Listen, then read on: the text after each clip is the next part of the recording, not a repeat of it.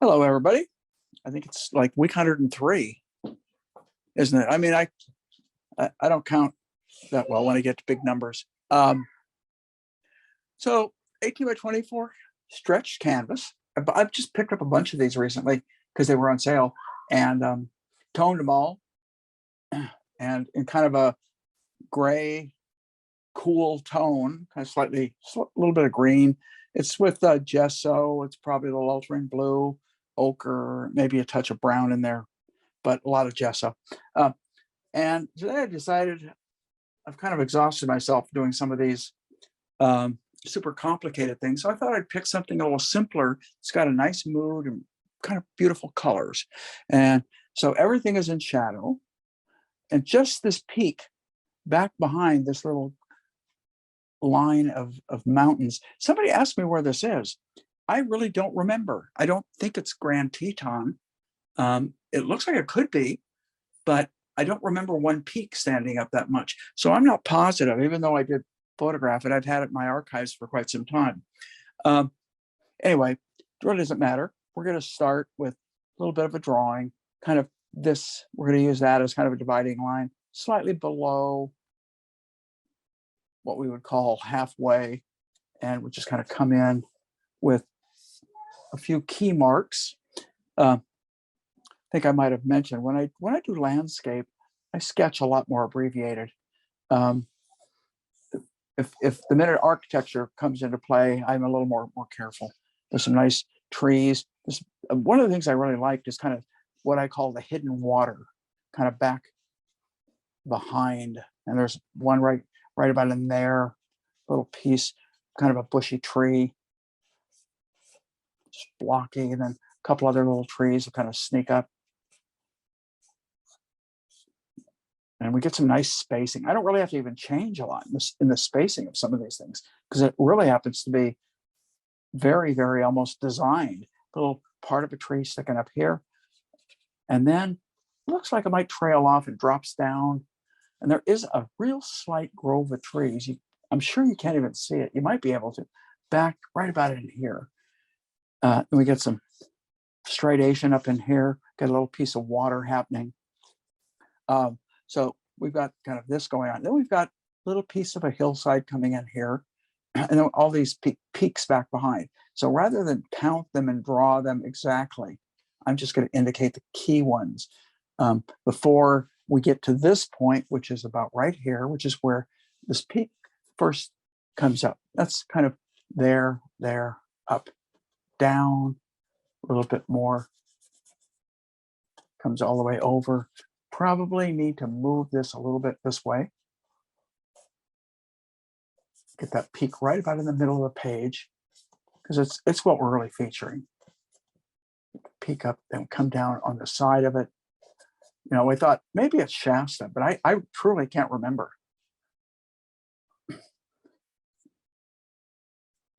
If it's Shasta, it's something I probably shot from the car.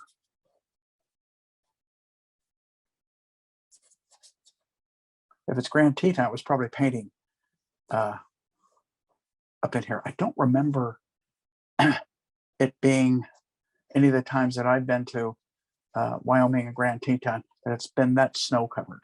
So I really don't think it's that. I know my wife Ann and I were trying to figure this out. If you don't get a lot of answers today, we've got our grandson here, and she's downstairs feeding him right now. So I will try and give you whatever input I can. Anyway, that's kind of a crude beginning, but it's there. So starting once again with one of these brushes that I constantly use, kind of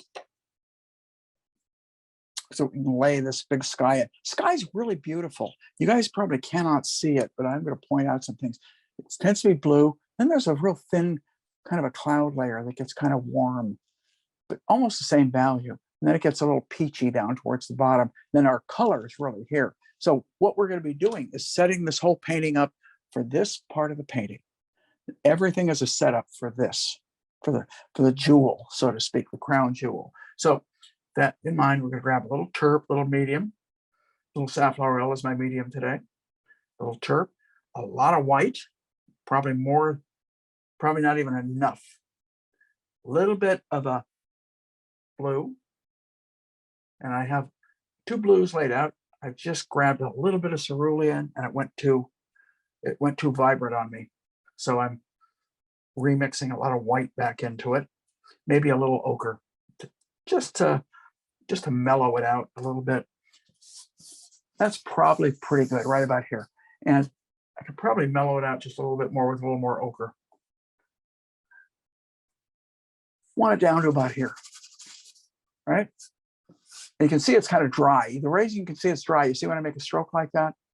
That's how I know it's dry. And it means I have to push pretty hard to get it to stick down. So a lot of times what I do is I just add a little extra medium, and you see how much easier it flows. That paint consistency, honestly, can drive you crazy. It did me when I was really learning how to paint. Paint consistency was what I struggled with more than anything. Some people drawing, some people value, some people color. Me, it was paint consistency. Now I'm letting it go a little pinky over here, a little bit towards the pink side. Still bring a little ochre into it because I don't want too pretty of a paint, because if I do, I'm going to take away from this. So it's going to be somewhere in here. I'm just going to let that kind of blend in. There. It's actually thicker than I'm used to starting with, but I like it. I feel good about it. Okay, so now I'm going to get that little bit of weird cloud bank. Actually, there's a little break in this, by the way, right about there. So now I'm going to do the cloud bank.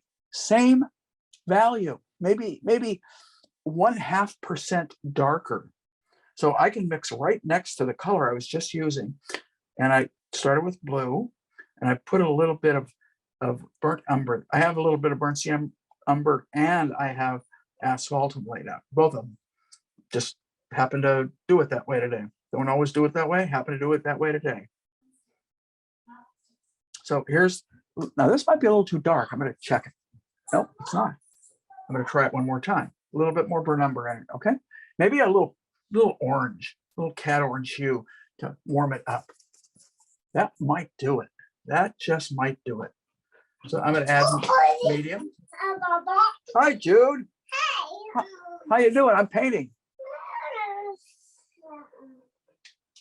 So my favorite critic just walked in. The reason he's my favorite is he tends to like everything I do. So those are the kind of critics you want. And he just walked out. Energy, man.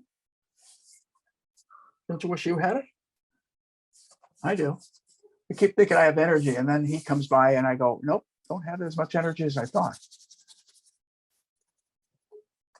Gonna throw a little more orange into that. Now it's gonna darken it, so I have to counter that with a little white.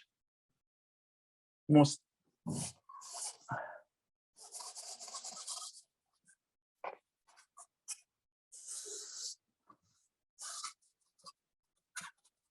Kind of like mixing that color in a little bit. If I have to add a little bit more orange and a little more white, so be it. Kind of like it, kind of like that little hint of color. Now, here's one of the keys, everybody. I have to make this dark enough so that I can get to this without going to a pure white. And so there's a little bit of a subtle value nuance that you have to deal with right about there. And as it approaches the sky, or as it approaches what you might refer to as the skyline, the horizon, it gets a lot warmer and a little bit darker. And it's just that beautiful warm haze that you get sometimes late in the afternoon. So I'm going to come down about that far with it. And then I'm going to add more orange. Now I added quite a bit, probably too much, but I'm going to try it. I don't necessarily think that's too much. It looks like it right now, but by the time I fuzz it in, it's just about right. And over here, same color.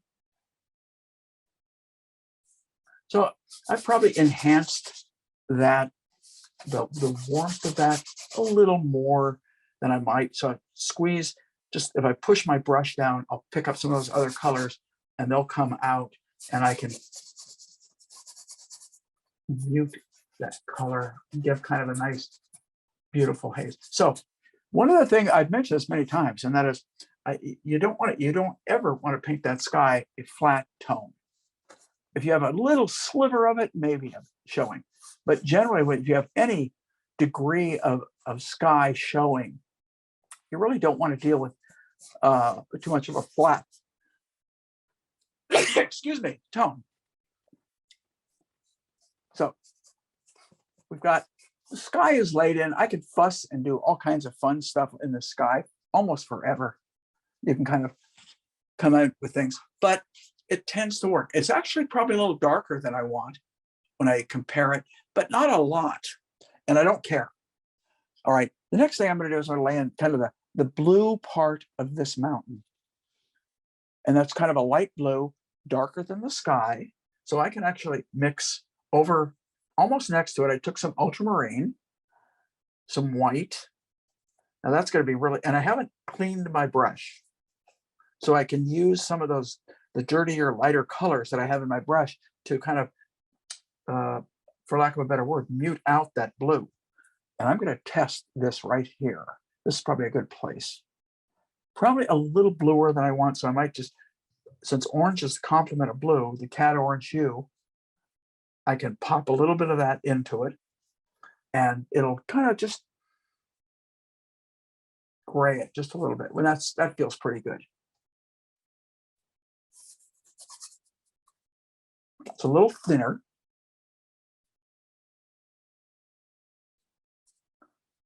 Peak right.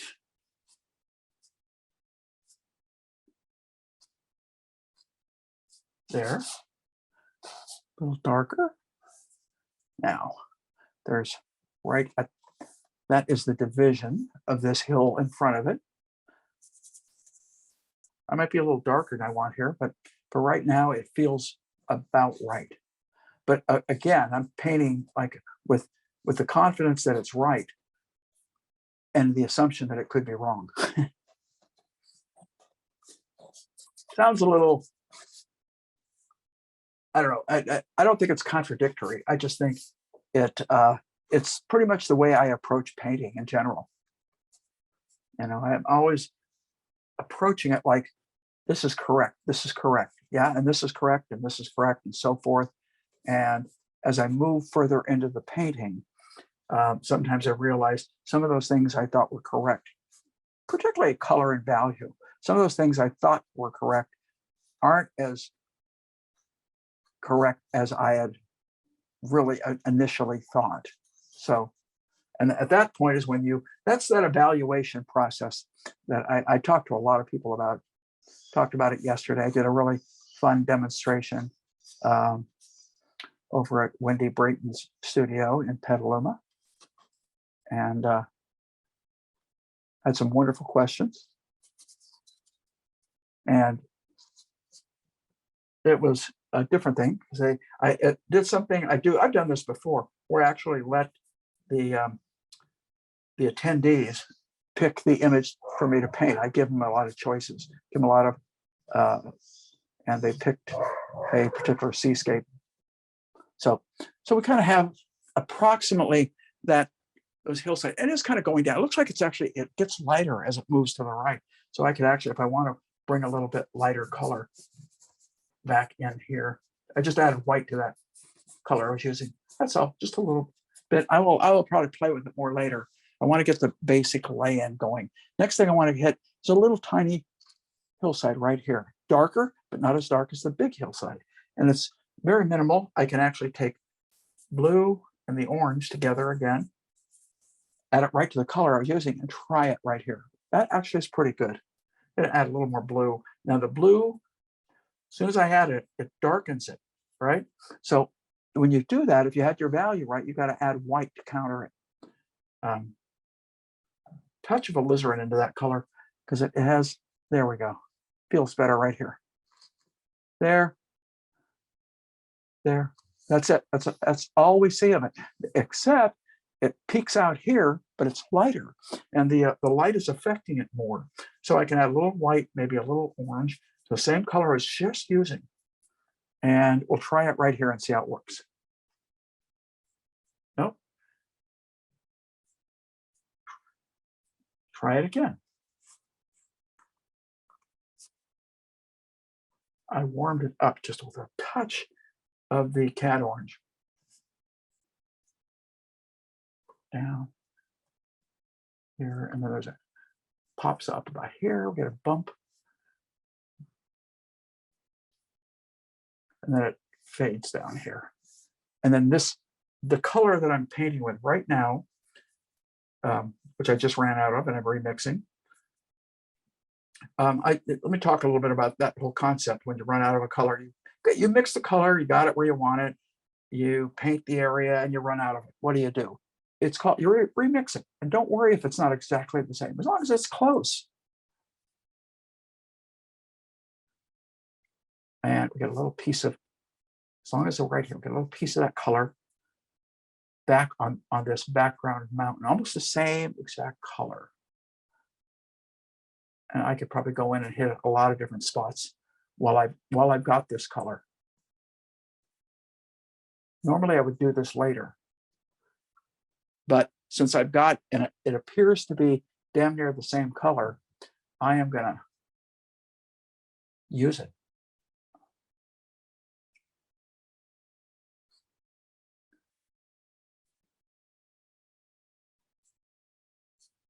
And we'll hit it in here and bring a little bit of it back in this area. Down here, it gets a little light. It keeps going as it moves to the right.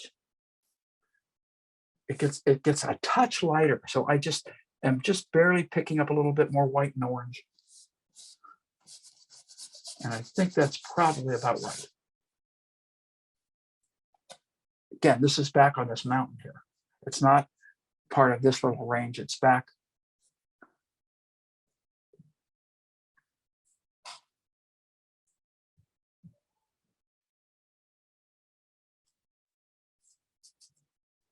You just use what you see. This is your reference. You basically are depicting that. If you're not exact, you know, as I've mentioned many times, if there's 33 rocks and you only put in 12 and it looks good, it's fine.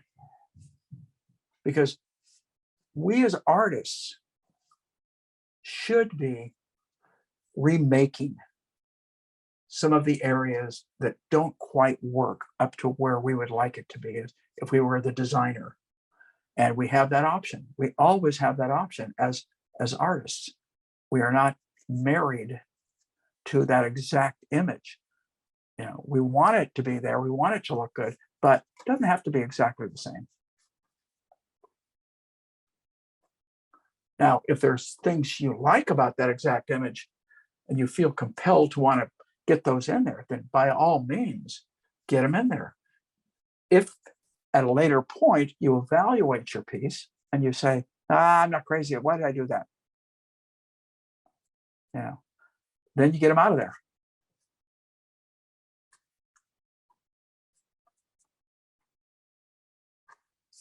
Let some darks up in here, not a lot. We'll just get a few going so that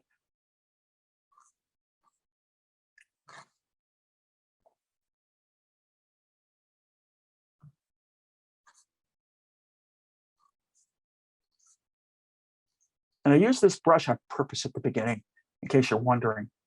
I'm trying not to be precise, and I can't be with this big old clumsy tool. So it works in that regard. Now I see an interesting piece of really warm color on that mountain. I'm not going to put it in there right now. I just happen to see it and just calling it to everyone's attention because I probably will do something with it later. But I'm going to go a little darker and a little bit more violet with this part of this hillside. It didn't feel like it was popping out enough. Okay, so now we're going to go with this, the big dark kind of blue violet, almost indigo-ish. So we're going to start with ultramarine. Going to mix some medium into it because it feels a little sticky. I'm mixing that right into this color, just so you. And I'm going to take the orange and maybe a little bit of the red quinacridine. I've got on my palette. Let's test this. I got a feeling it's pretty close. Yeah, I think it is.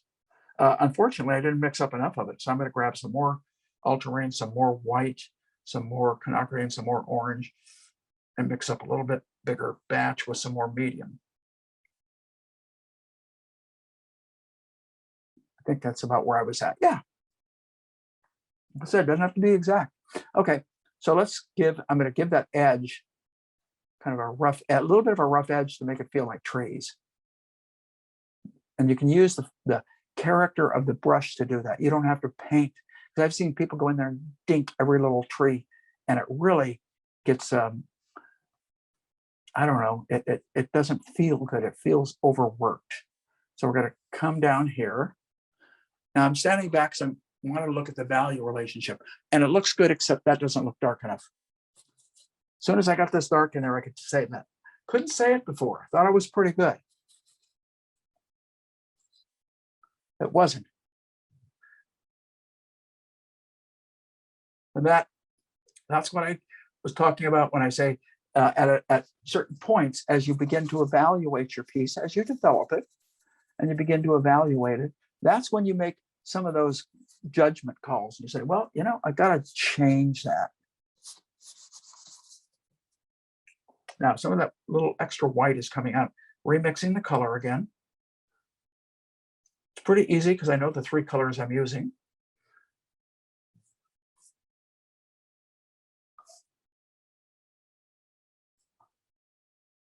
Right?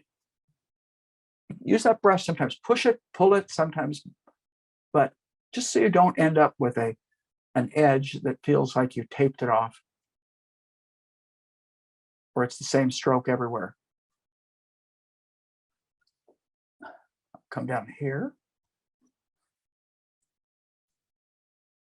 I like to use a lot of, almost all the brushes I use, I like to use a lot of the sides of the brush, not always the face, until I'm really ready to be super refined. I'm always fearful of trying to refine my painting too soon. You probably have noticed that a little bit. It's not that, I mean, when you're doing quick ones like this, you're not gonna, because you're just, you know, you're trying to use your 90 minutes as wisely as you possibly can. Which, once again, as I've brought up many a time, is the same concept as if you're painting on location. You're trying to use that time, because the light is going to change. Something like this, I tell you immediately, this light would change so rapidly in this particular instant, because of low light will change fast. High light will not change as fast. Light is more above you. You probably have a little bit longer period of time to work. But the minute that light gets low, you have got a problem, because it's going to, if you ever watch a sunset, I've tried to paint a couple of them, and I learned something. I was painting in Italy, actually. I was painting in a little town called Corciano with another gentleman, Jason Bowen. He and I were working with a group of students, and we said, let's paint a sunset, you know? So we set up. I had been there 2 or 3 nights before. I hadn't painted it, but I had watched it. So I kind of knew what was going to happen. And I kind of pre-mixed, sketched it, you know, the basic shapes in. But when it was time to paint it, I just went for broke, and I was flinging paint like a madman. So I'm going to take that color, mix it with a little bit more white and blue, and we're going to darken this hillside. That bothered me, that I was that far off. Okay. Always, as I've mentioned this in other, but as when you paint layers of hills, as it sinks down into the valley on the other side, it will always tend to get a little lighter. It manages to trap some of the moisture. And so you get a little, whoop, didn't mean to bump that. Let's straighten it out again. You're always going to get a little bit of that effect, and it can really work for you. So there we added a little bit of it in there. Now it's happening here also. I can see it. I can take some cerulean, because it gets a little greener, mix it into this indigo I was using, and along with a little white, and right at about that point. That's a little lighter than I had hoped, but I'll show you what we're going to do with it. When you put it in and it's wrong, you fix it, right? But I'll show you what we're going to do. We're going to get it in there basically everywhere I want it. And then we'll begin to paint it into the color behind. Okay, I can even see it up in here a little bit. All right, so we kind of put it in there. So now I'm going to clean that brush a little bit. Just takes some of that excess paint off. Go back with this color and just kind of push them together so that becomes more of a haze and not a strong, so your paint strokes aren't as dominant. So you basically, with this color, the indigo color, you just kind of bring it back down. I did mix up a little bit of extra just at that particular moment because I knew I was going to need it.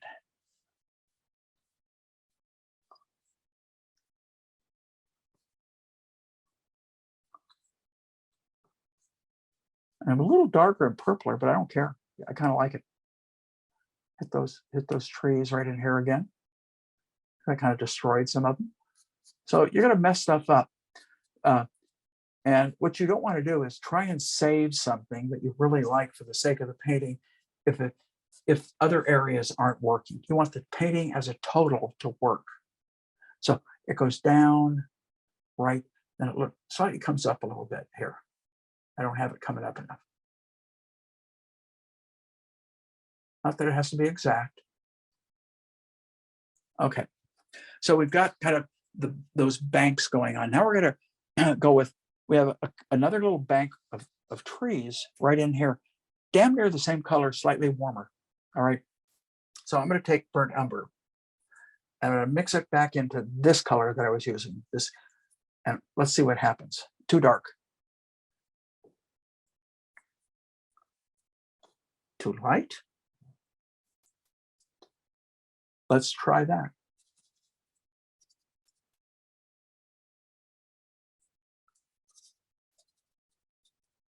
Subtle color and value shifts, very subtle. Now, because it feels like it gets a little darker as it moves to the right. So we're bringing a little bit more blue, a little bit more brown into it as we move over here. And boy, I see little touches of orange. Amazing back in here. Won't get it all in right now.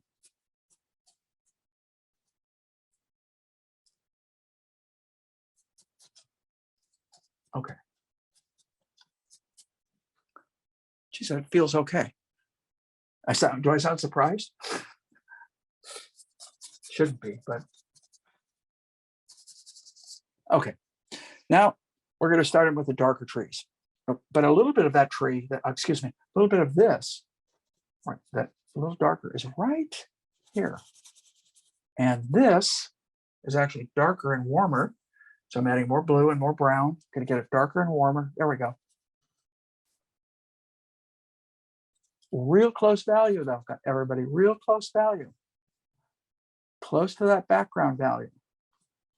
Nothing is jumping out and really becoming, all right, threw some more indigo into that, darken it a little bit, but I went a little too far with it.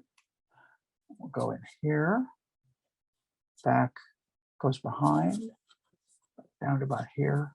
Now we'll start with the darker trees. Hopefully I left myself enough room and I didn't go too dark here. I don't know. So I'm going to take the asphaltum and the ultramarine blue. I think I'm okay. They're not necessarily warmer. They're actually slightly cooler. So I actually threw a touch of green into it.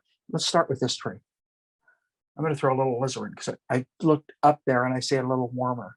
So we're going to start with that tree.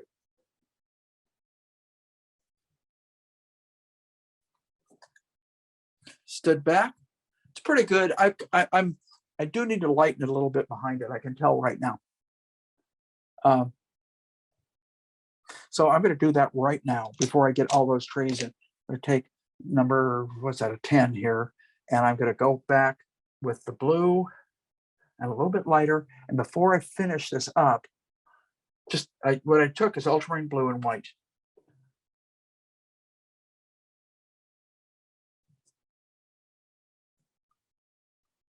I just want to get it before I don't want to get all those trees in and then have to paint around them and get the haze.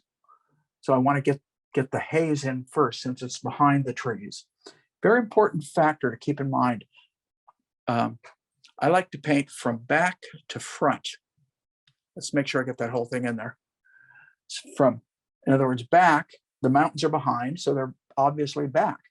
And then the trees are up front. So it's a logical way of thinking. Now, I'm not telling you have to do that, because I'm not going to be so bold as to think it's the only way. It is what I have found over the years works. And so when I first laid that first tree in, I noticed that I needed to go a little bit lighter, because this is about as dark as I can go. All right. And once you get that ultimate darkness in there, then you better your only other option is to lighten things up that need to be lighter. Okay. So we've got a little bit of that going on. Now, I'm going to go back to this one tree. Got a lot of paint on that handle. I have no idea why, but when I do, I get it all over myself. So let's take that tree.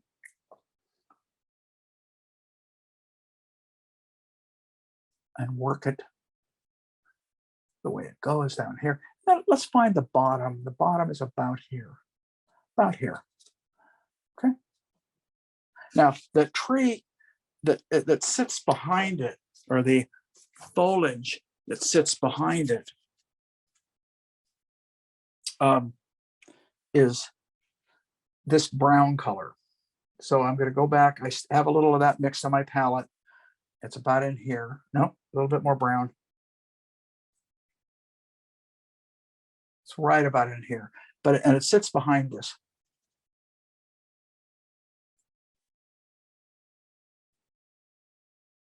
This is all a setup. You got to get all this wonderful subtlety in there. Otherwise, it feels like you just laid some black shapes in and you didn't care about them before you get into what I call the fun part, which is this up here. So, and I want to leave almost the last half hour for that. So what I'm doing is I'm trying to get all this front foreground set up properly in about the next 30 minutes. And I think I'm okay. You never know. I always say I think I'm okay, and then at the end, I'm never okay.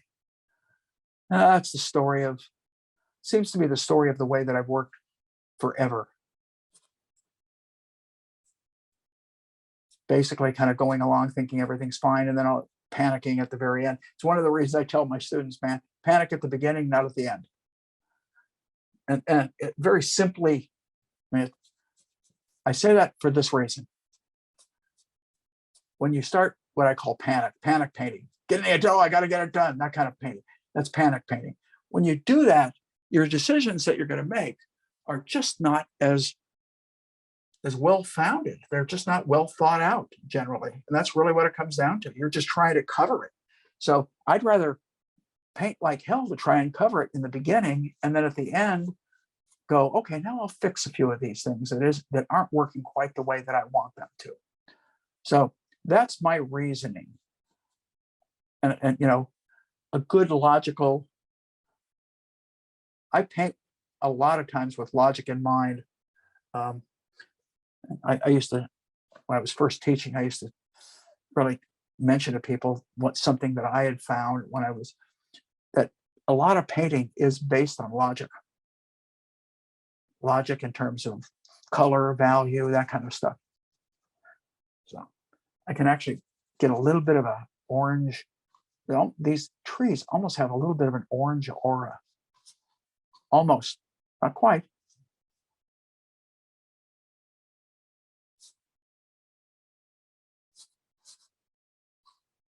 This is down about here, and we get this tree over here.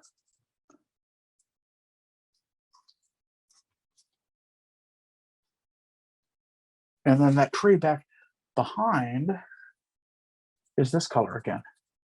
It's because it sits behind and it has a little bit of warmth in it. Then we get a little bit of of that color sneaking its right back in here. So it's really a lot of super subtle darks where you're really working in the dark range, but now this is going to come down here, and this is going to come down here, and it's going to create a little V, and a little waterway back there. And then we're going to lose this a little bit. Just kind of lose, so we almost don't see an edge here. Okay. That feels okay. Let's say it comes down here. I want it down a little lower, right about there. Okay, that's pretty good. Now, as it goes over here, it tends to warm up a little bit. So I'm going to add brown to the same color I was just working with. And we're going to start, maybe throw a touch of ochre into it. It's a little lighter. A little lighter. Try that. Okay. And we're going to go right here. And it goes a little bit lower, down. It gets dark down there too.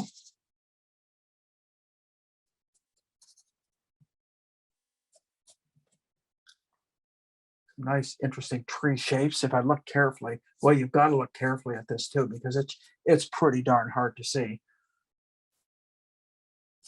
It's a little darker down at the base, so I just brought more of that, the color I was using over here, back into it down at the very base of it.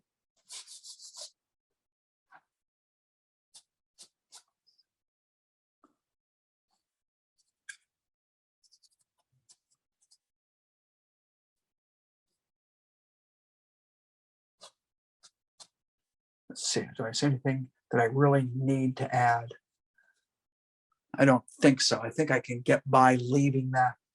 I think I'm going to bring this up right at the end. I see a little bit of a tree I kind of like that, so it doesn't just run off the page. Okay, now that I'm setting my foreground up pretty well.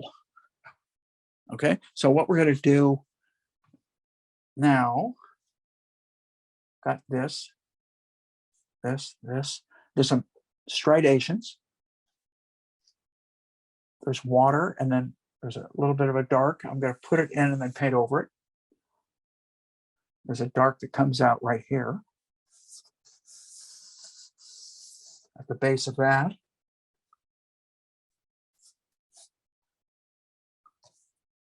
Oh, I see a beautiful little passage of orange on the top of that. So I'm going to take orange. I just caught it. I'll take my cat orange, see if I can get it to work. And just a little Naples yellow, mixed it right in with color I have, and I see it right here. That's just about right too. And it's hit and miss, meaning I see it, it disappears, I see it again. It's that wonderful orange brush.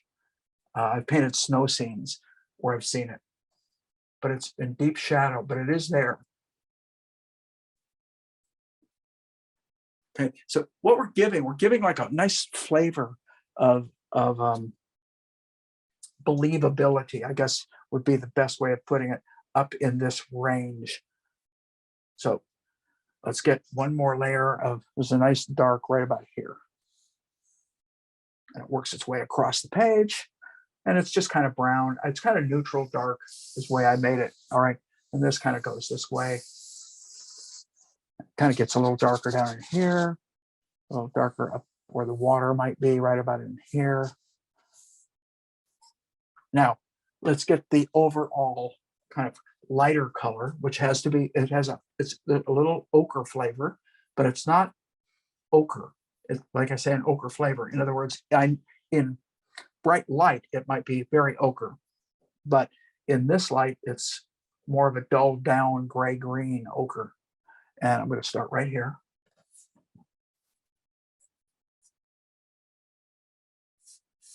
I just mix ochre into a lot of those brown colors that I had.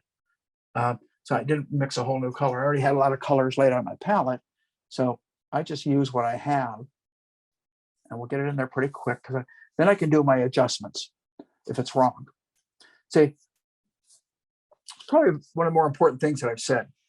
Get them in, even if it's wrong, then you can adjust. But if it isn't in there, you're going to spend all your time trying to get it in there. So get it in there, then do those adjustments where it isn't working quite the way you were hoping it was when you first laid it in. Now, you've got to be a pretty good evaluator, meaning you've got to be able to look at your work objectively and know what isn't working, and then know what you have to do to get it to work. As I'm standing back, it's working. Don't like a few things. I don't like the harshness of that edge. I don't like that edge, but hopefully I will have time to be able to go back, fuss on it, and get it to work. There's a little bit of top of a brush coming right in there. And as we come down here, let's pick up more turp. It's a lot looser. Little gets lighter as it goes over to the right, just like a lot of the rest of the piece. So a little lighter here, throw just a little more ochre into it. And on the left, gets a little darker. And we get that total in-between area, and we'll have everything down below laid in except the water, which is exactly what I was hoping for. And where are we looking? Okay. Just under 40 minutes into it.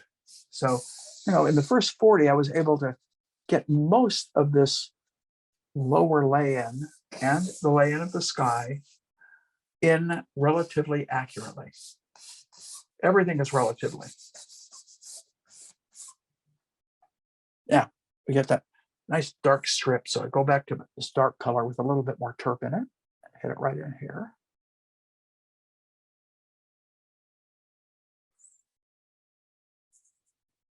It's just either it's a darker blue violet or a darker brown violet color.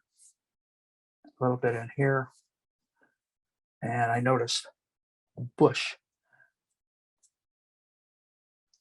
right here. And I'm using a little bit of that violet that I've used, the indigo, and a little bit of the brown.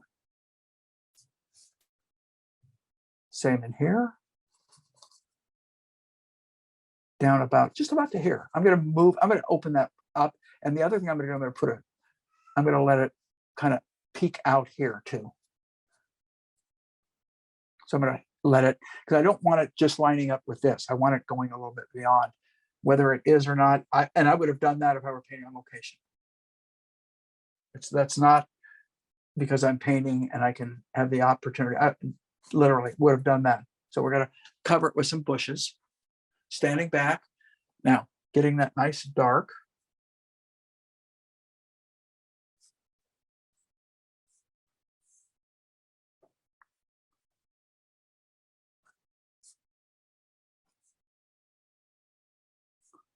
Darker right down at that base, blue and brown.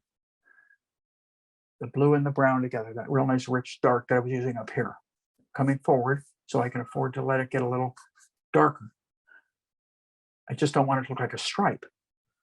That's why here and there I'm letting it go up, help create part of a bush feeling of a shrub. Now I'm standing back. That looks pretty good.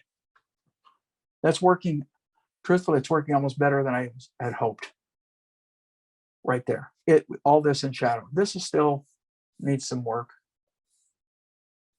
When I refer to it's working better, I'm talking about this area up in here.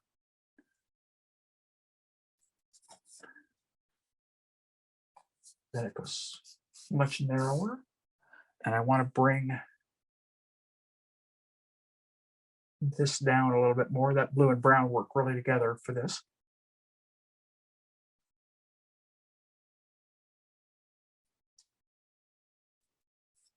And this is really dark because it's way in the foreground. Sometimes I'll throw a little alizarin into something like that, and the blue. The alizarin just helps bring it forward a little bit. So we're going to kind of get it in there, get some nice edges, because every now and then there's a wild shrub. It is a line of. There we go. A little bit more here.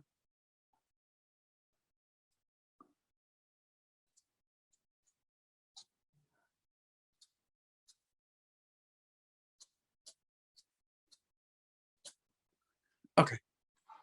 Got a little blue that's snuck in there. I'm going to leave it.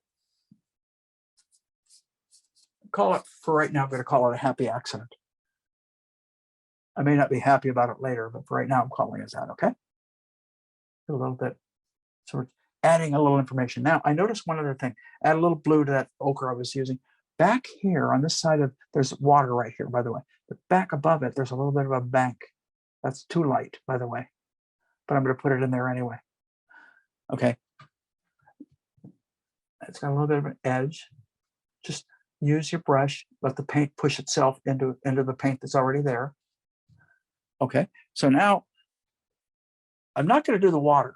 I'm really tempted to, but I'm not going to. All right. I'm going to work this mountain and get up to this mountain. This is adding that little piece of water in is really not difficult. And knowing that, I know that if I had 1 minute left, I could do it, provided I get the right color. And I'm not too worried about that. So I'm gonna leave it. Let's get that blue. Kind of like little accidental colors happening. Every now and then a little orange even helps. I throw a little orange in my brush here. There. Just adds a little bit of flavor. Let's take this brush. This is the number, well, I'm getting paint all over my hands because it was on that. So I'm going to take a moment, wipe a brush, kind of wipe my hand just because it's a mess. Before I get up in here, I'm going to just soften that because it's still driving me crazy. I shouldn't mind, but since it isn't a real chunky painting, they were standing out quite a bit. Now, this hill here needs to be darker. Not a question in my mind. I probably should have done it when I did it here, okay? But I didn't. But I'll do it now. This is why you want to be able to go back and evaluate. Blue, white, and brown. Let's see where we're at. Better. Definitely better. Little on the green side, by God. So maybe I'll bring a little alizarin into it. Little green, huh? Yeah, that seemed to help a little bit, the alizarin.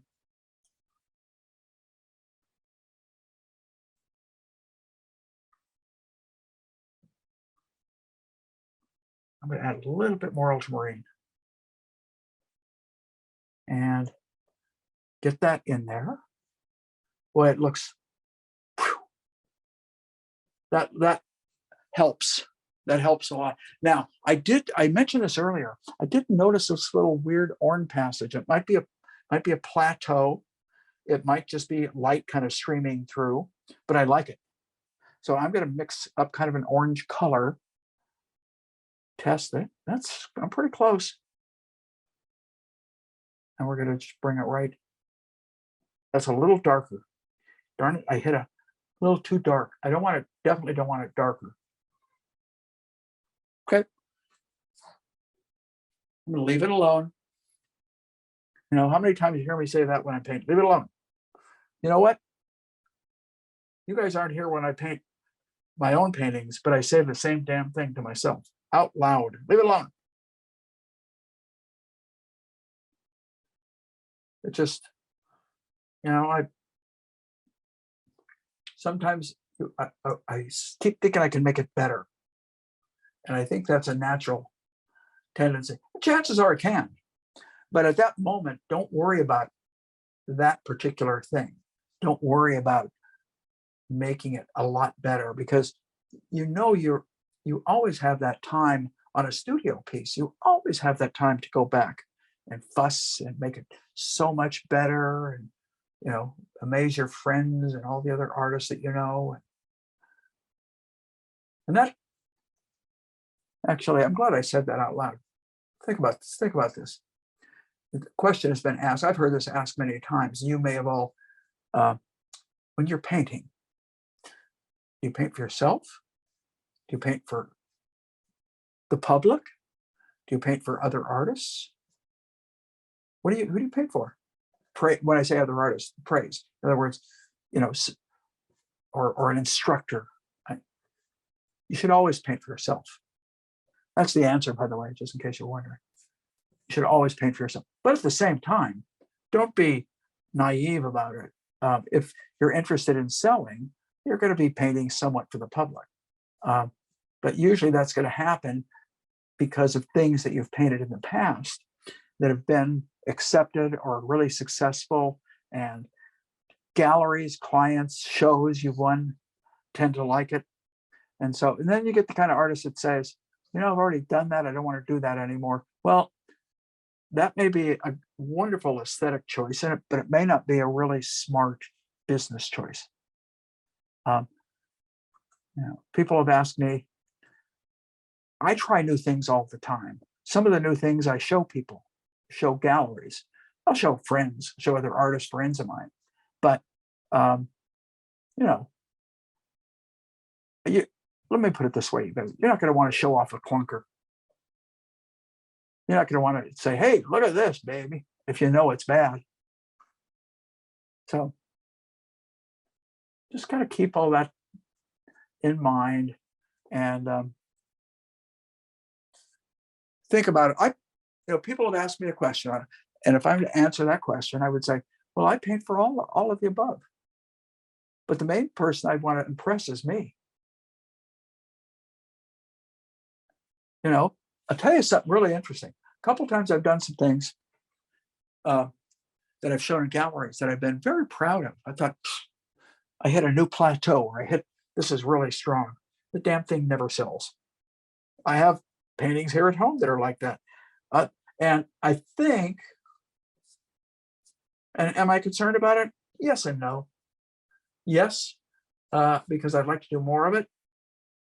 And no, because I feel I'm a better judge of the public. but truthfully, being truthful, it's like painting and getting praise of other artists. Well, let me tell you something real quickly. If you are selling in galleries, other artists generally don't buy paintings. There are a few that buy some. I bought a few, but I don't buy the big high-end $10, $12, $15,000, $20,000 paintings. I don't buy those. Can't afford to. So most artists probably aren't going to buy those big ticket items. So yeah, I want to be accepted by, the in crowd, but kind of be careful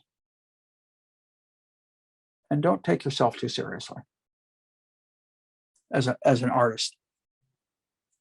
Okay, let's start in on the mountain at the top. Okay.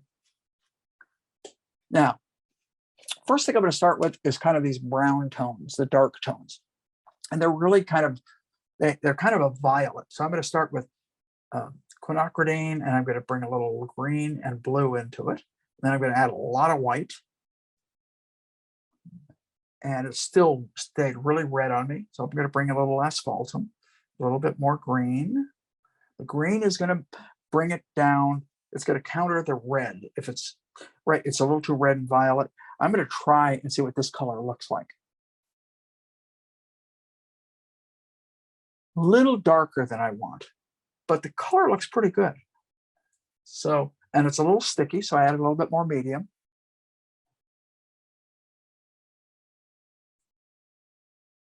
Probably still a little dark, a little bit more white.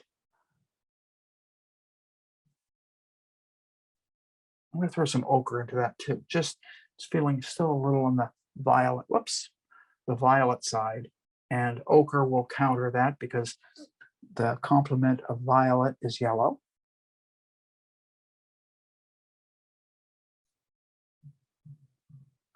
I need to bring some sky down in that one region.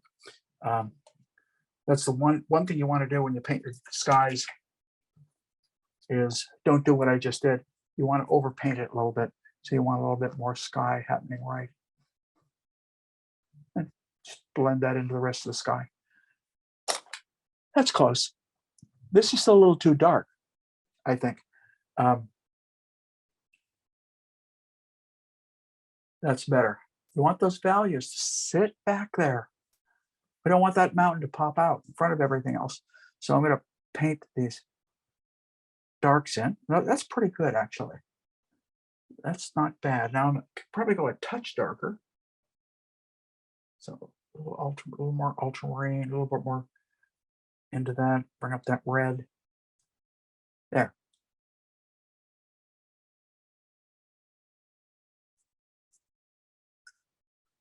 And as we move to the right, as I've said all along, it's something I've noticed, it gets a little lighter and it has a little more color, a little more red. I'm standing back for a second. It feels okay. It feels okay. Feels like I need to throw some more darks on this hill up here to get it to sit out in front. So I might have gone a little darker than I needed to. Now, um, as I move up here, right into here, it gets a little bit warmer and a little lighter. So I added some some yellow, excuse me, some orange and some white to this color I was just using. And we're going up here, here. I need to move some things. I kind of have misplaced. I want to move this over here a little bit, over here. A little bit in here, down here, peaks. A little bit of this coming over. Now, this bank is a beautiful color. I'm going to take white and put it to the exact same color I was just using because it looks like it's about right. It looks like it's about in here. No, it's more, has a lot more warmth to it. So I'm bringing the orange, cat orange. There we go. That might be pretty darn close.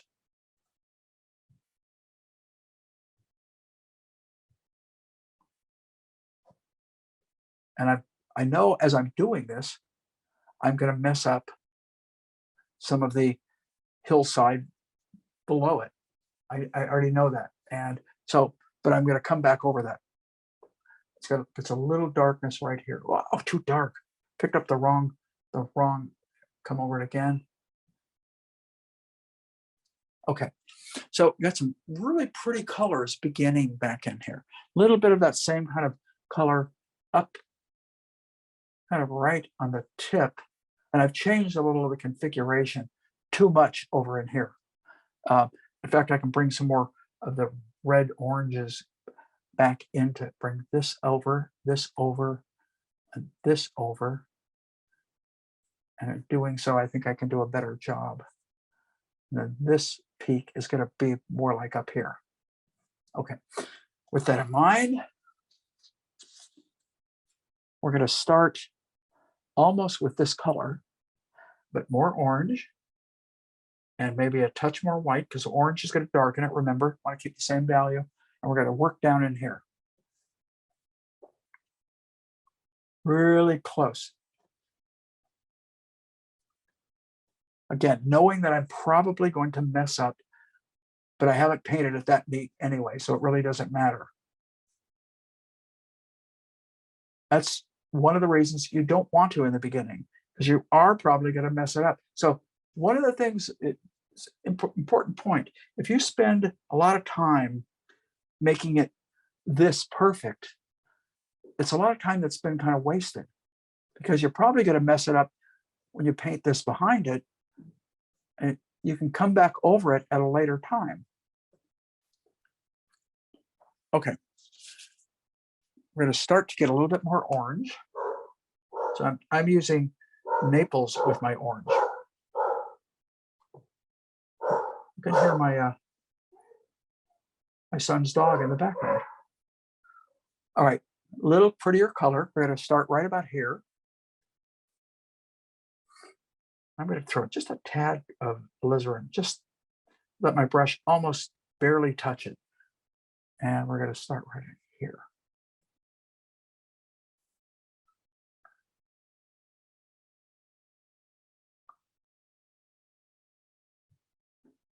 Now the whites of the snow get really beautiful in this area. This is where it's really helpful if you have a smaller brush, like a number 2 or something. I have a little pointed brush. I'm going to probably use a little bit right in here. We're going to come in here with it. Yeah, that's going to work.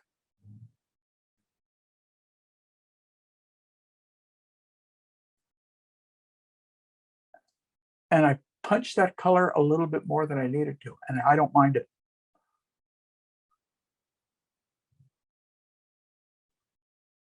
Because if you guys recall, in the beginning, I said, this is my jewel. That's what I really wanted to paint as the crowning jewel of this whole painting, was this mountain. So that's why I spent the previous amount of time, and we've got 30 minutes. So I should really be able to go into, to really do it justice, this hillside, this mountain.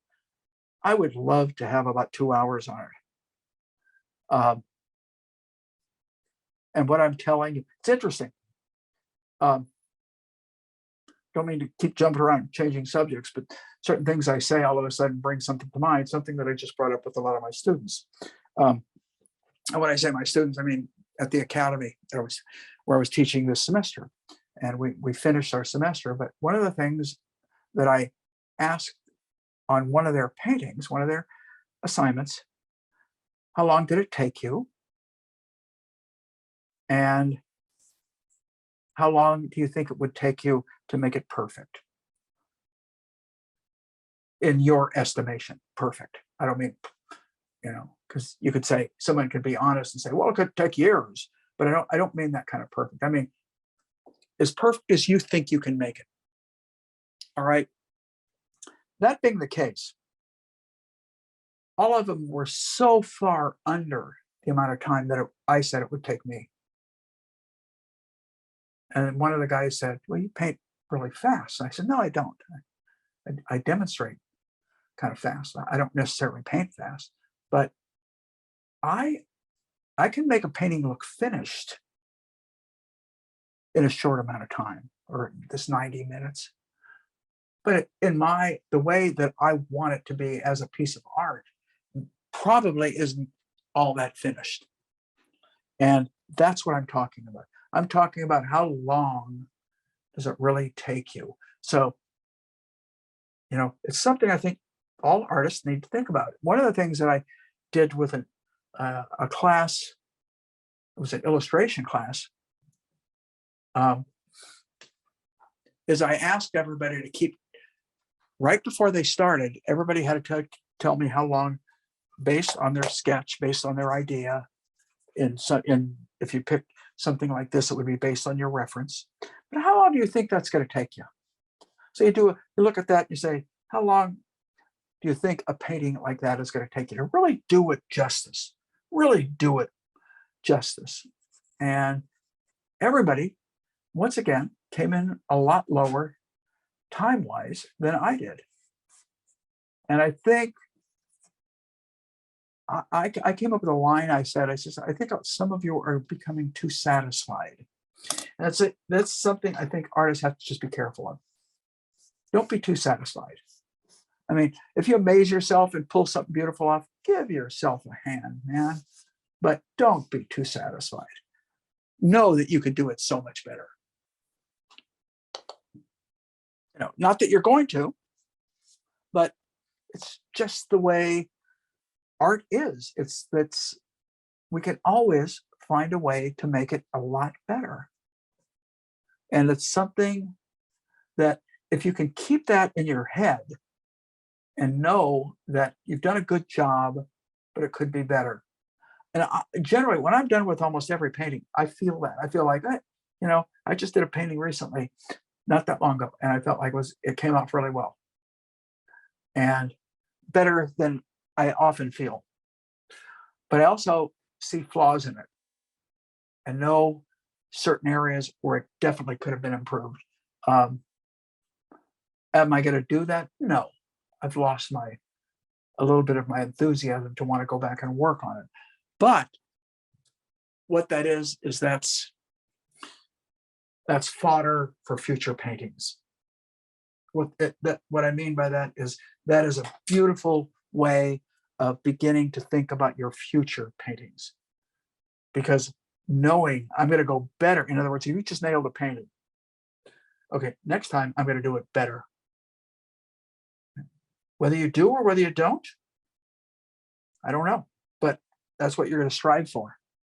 Now, this is a little cad yellow deep hue and white. Now I got to stand back and look at that first stroke. I can go lighter. I can see right now I can go lighter. So I'm picking up more white. It's the only way I can go lighter. I can go more colorful, but I can't go lighter.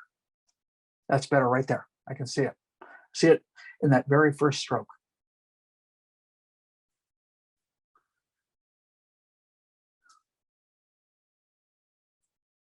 Now I'm going to add a little Naples and orange to that. We're going to paint a little bit of it, not quite as bright as that peak, but up in here.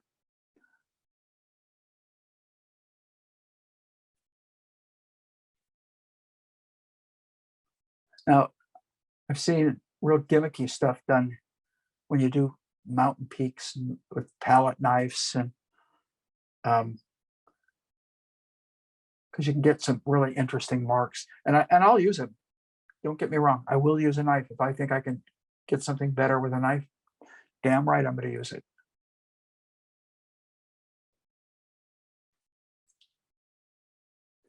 But I'm more of a painter than I am a palette knife painter. But I'm also smart enough to realize that sometimes I can get better effects with other equipment. And you learn a lot from other artists that you either talk to or watch work. And I've never used sponge brushes, for example. Still haven't. But I watched a painter. I had him come to the academy where I was teaching.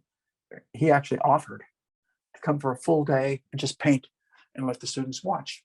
Gil Dillinger in acrylics. He's a fabulous acrylic painter, and there aren't a lot of those around. John Poon's another one. But he was using sponge brushes, cloths, all kinds of things. And, to create clouds, to create mountains. And it just opened a lot of people's eyes as to possibilities. These things aren't the only tools you can use. They're wonderful tools, but by God, there's a lot more you can do too.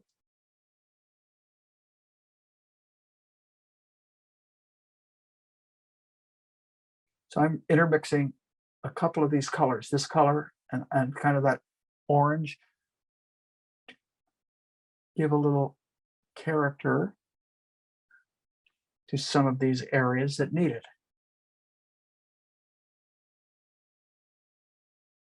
Okay. For right now, I'm just going to leave it alone. I felt like I fussed on those areas. I can go back with them with a knife or something and fuss around a little bit more. Let's get that crowning glory up there at the top of the and this is a little thicker paint, by the way. Generally my final whites are almost always thicker. They really catch the white more, and your highlights, it kind of shows your whole piece off. Now as that goes down very subtly, it changes to a little bit more of an orange.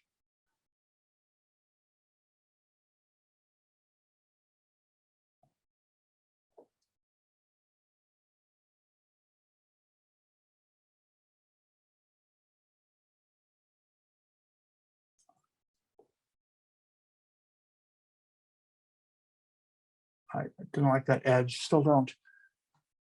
But as I stand back, I'm getting a snap, the color and the value snap that I was hoping for. So I'm mixing it a little oranger as it goes down. It's not quite as bright.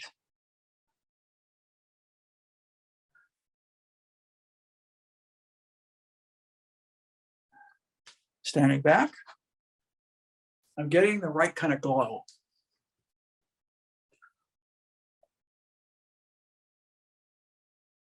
Again, I might look at it at another time and realize that I have too many. value variations going on, which I might, I don't know. I'm just looking and painting. This is kind of reactive painting. In other words, I'm reacting to the image. I'm going to take this sky and I'm going to come in and clean it up. Remember, I messed up down here, and I am going to go back and fix it.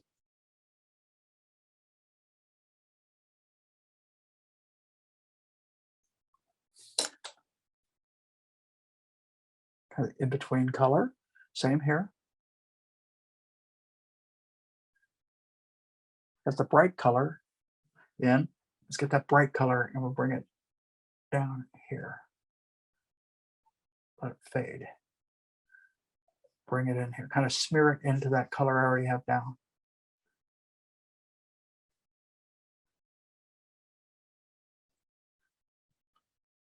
It's starting to work. I don't like that darn line I put in there. I put it this way too dark.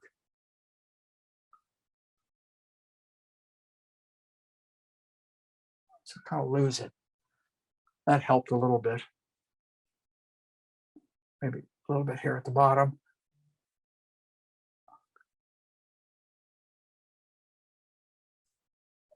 So we're intermixing those two colors, getting a little bit of the variation in this hillside that I begin to see.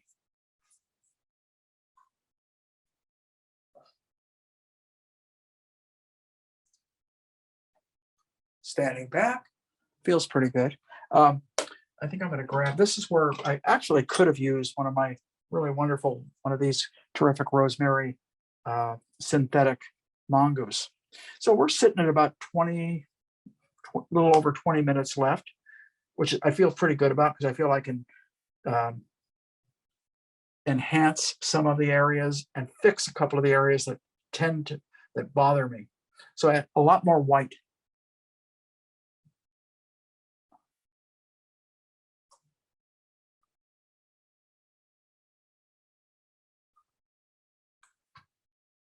Okay, pretty good. Probably a little bit more right in here.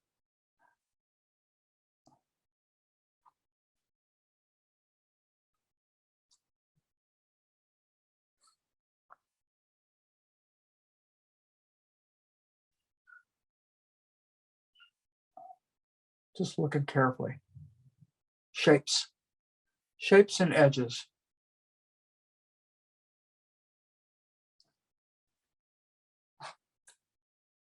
Strengthen that quite a bit. I may have gone a little too far with that. I don't know. I'm going to leave it alone for a little bit because I don't want to fuss on it too much. I'm going to come back, use the corner of the brush.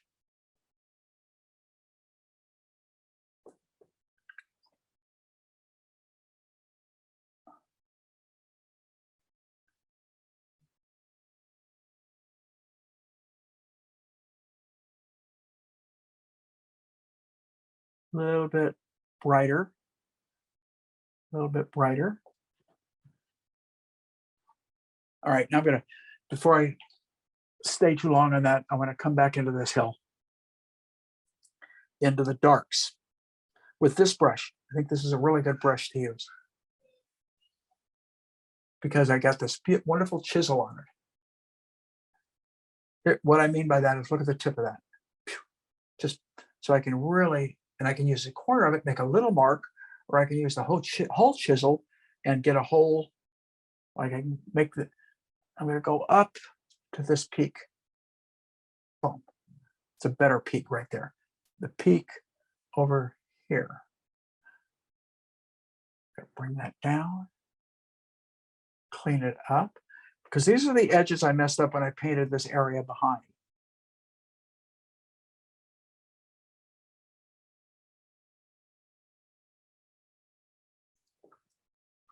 So we want to make those mountains not feel like whatever rocks are coming through. These edges could definitely be cleaned up here. This one for sure.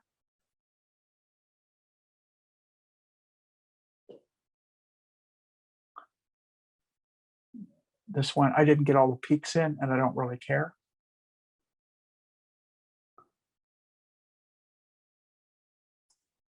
You want to get the right feel for it. It looks a little simplified right about here.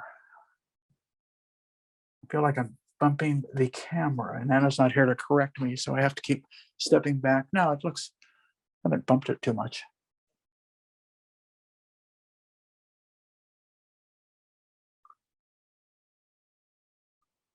But I'm going to go both ways with this. I'll show you what I mean by that.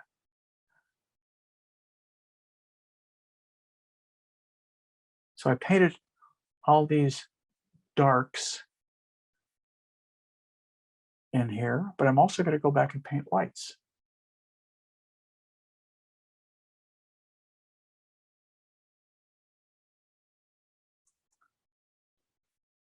Okay, so now I can go back into that blue if I want. Actually, I could do a lot more of that over in here now that I see.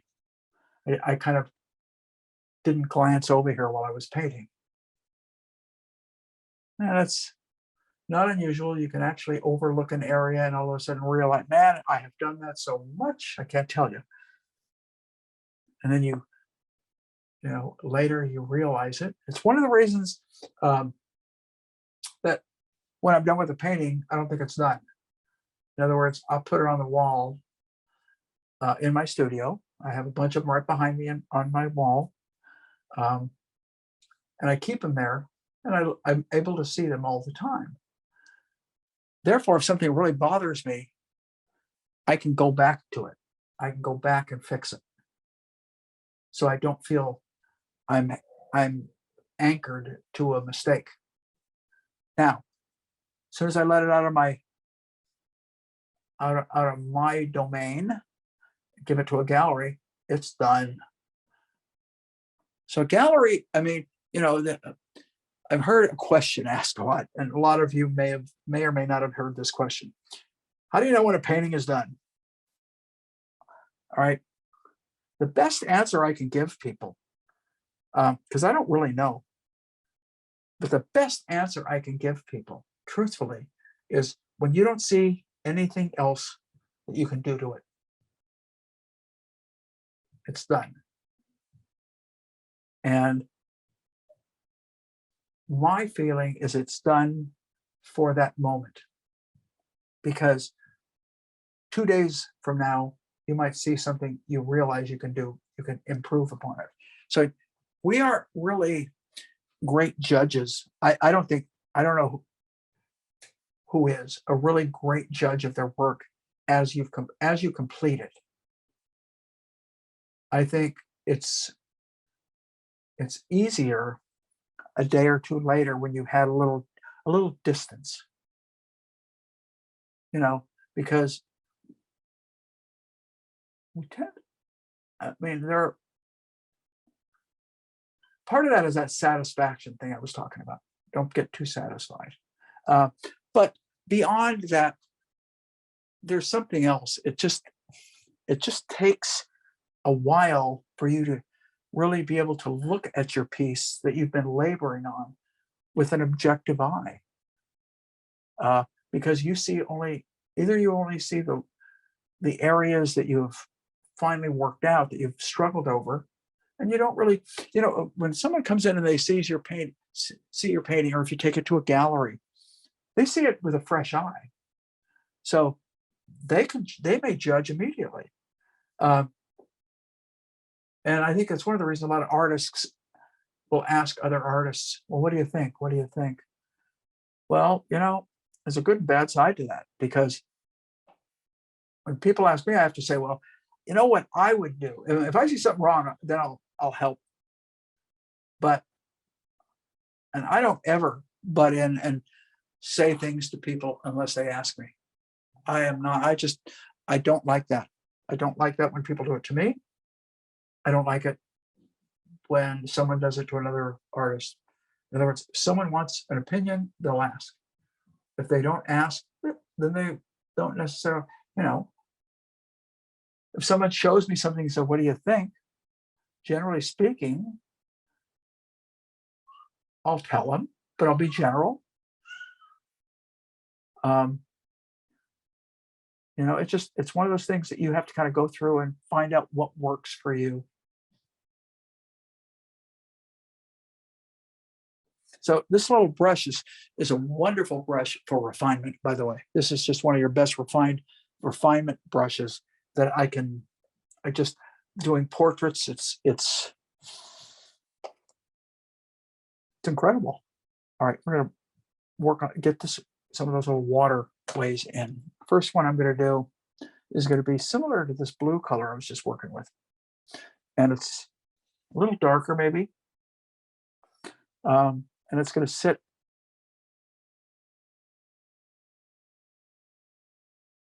right there. And then maybe just a little darker.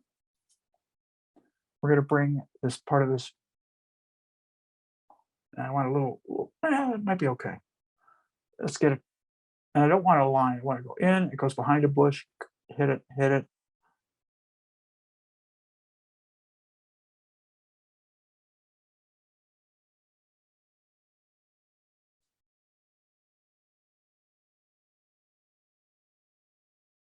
And I told you I wanted to continue that. I didn't want that to just be there. So what I did is I'm making it go behind a bush here, come back out on the other side. And if I want to, I could even do it there. So get a little bit of feel for it. Now, what I need to do, whoops, too much white still in the brush. Okay, so we've got that. Now we're gonna, where the water gets a little brighter,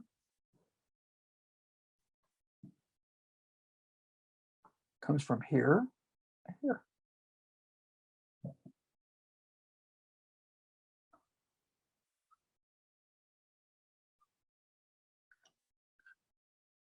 Now I can continue that over further too if I wanted to. I don't want to.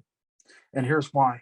I don't want these too very wet. I don't want them going to the same spot on the canvas.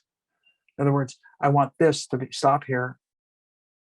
And for this, it's a little bit more light in there to continue over. Eventually it's going to go behind this, then it's going to go behind all of that. All right.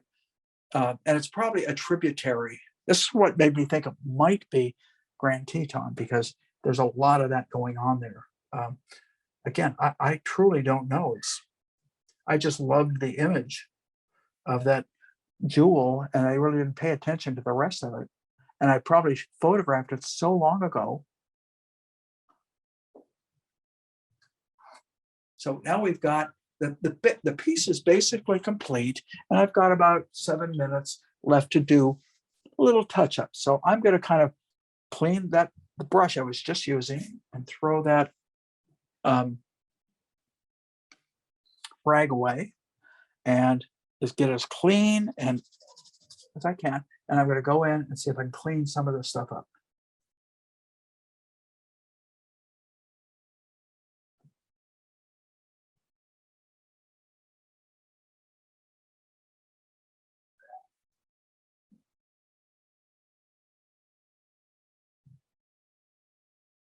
That haze tends to work a little bit better now. Not crazy about it up here or here, but don't want to destroy the trees that I put some. But I do want to get a little bit variation back in here and get a little bit of a glow on the top of those trees. I would, if I didn't put it in, doesn't really matter. But if I have the time, I'll test it.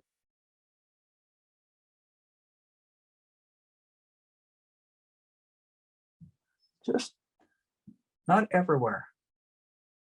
And I can see it get a little warmer. So I added a little red, or I could add a little orange to that color. And I can see it right in here. It's like a little aura almost hitting on the tops, and it hits and misses, which really makes it more interesting rather than it constantly hitting and being the same everywhere, because I can feel a little of it in here.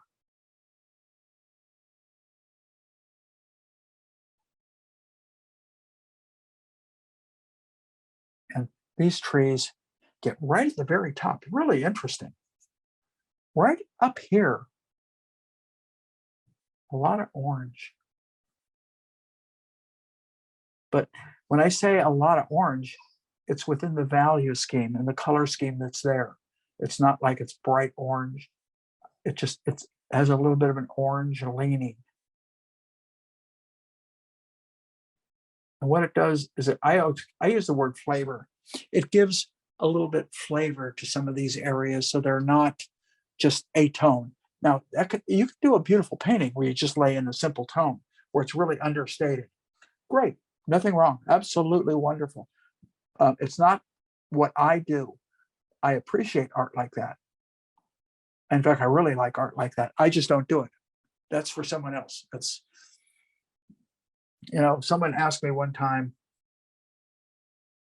do you feel you have to paint form? My answer is kind of yes, but at the same time, it depends upon the piece. Like a tonal piece, this is a little bit more of a tonal piece, by the way. Tonal meaning not a lot of heavy light and shadow. The only place we even begin to feel really bright light is up here. So it's not as strong. It is primarily a tonal piece. Sometimes you can take areas like this and vary it very subtly. We bring a little cool in there, like, for example, like, so it isn't the same color all the way across. Even this can have little flickers, like there's a little bit more of an orange on this part of the bush. And if you start isolating pieces down, you can find a little bit of this, but it really takes a keen eye. And, I learned a lot by looking at great artists and seeing how they observed things. And so I think that's another aspect that we all can probably use more and more of, is to look at, and last thing I said to some of my classes is, please, if you can, look at much really wonderful original art, because it'll answer a lot of questions. We all, I when I look at it, I remember when I went to a painter friend of mine, Suzanne Darcy, told me about I didn't even know about it, the Edgar Payne show when it was at the Crocker Museum in Sacramento. God, am I glad she told me about it. Man, I learned more about landscape painting at that show, just looking at what he did, how he simplified, how he composed, the values that he used, all these things. It's like you try and climb inside these artists' head. It's like Ann and I went to a show years ago it's called Sargent in Italy. And it was at the County Museum in LA. We actually made a trip there for it. And it's the same thing. I've seen a lot of these paintings in books, but to be able to walk up to them, oh, I hear my critics here. Is it okay, Jude? Huh? Is it okay? He wants to help, but I'm not going to give him a brush because he'll get more paint on him than he will the painting. So we're just about done. Yeah, about a minute away. Actually, this one I got done a little, but I picked a simpler subject. I got pretty well done in the time frame. I do see a lot of little subtleties that I could play with, and I might do a little bit of work, but for all intents and purposes, it's pretty well done. I think I can hit that edge a little bit stronger. That feels a little bit better. And that's pretty much what I would do. Right now, I put most of my thoughts right into this area. I think this is the most unresolved area of the painting. And so some of it's the darks. Some of it's just a little clumsy, I feel. But that's my own estimation. But for a lay-in, couple hour lay-in, it works. I sure got dirty there, didn't I? Let's fix that sky part and call it quits. What do you say? That sky, which is kind of orange. And now this may be way too juicy of paint. So we're going to kind of clean that up.